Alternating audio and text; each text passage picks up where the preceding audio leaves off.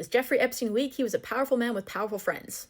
Just because someone's powerful doesn't mean they're strong. It might mean they've just been enabled for a really long time. So let's unpack this. I'm a child trafficking survivor who was born and raised in an international religious cult. I was raised by some of the cult's worst abusers. Now I train law enforcement to identify and combat child exploitation. So why am I saying that 100% of the time, anyone who abuses a child is a weak, pathetic coward? I'm not trying to be cool. I'm unpacking the psychology of predators so people can more easily identify them.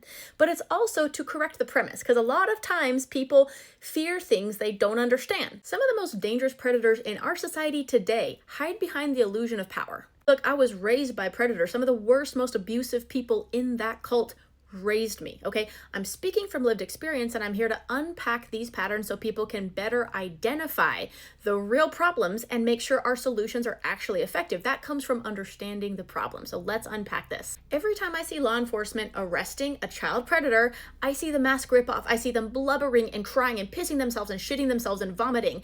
All of a sudden, they turn from this hunter into the victim. They go from hunter to helpless. They beg, they cry, they plead. That's not strength, that's cowardice. I need people to understand it's not the big scary bad guys that are preying on the vulnerable or that are unwilling to pick on people their own size. It's weak, pathetic cowards. And you'll never see a strong person abusing a child.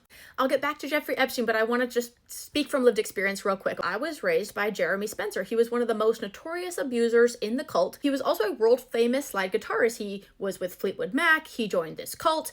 Even though he had real world power, fame, he was one of the worst abusers in the cult. Let that sink in. Despite the talent and the fame and the power and the wealth, predators don't abuse because they're powerful. They abuse because they're weak. They can weaponize power and fame and charm and religion and social status to gain trust and silence suspicion.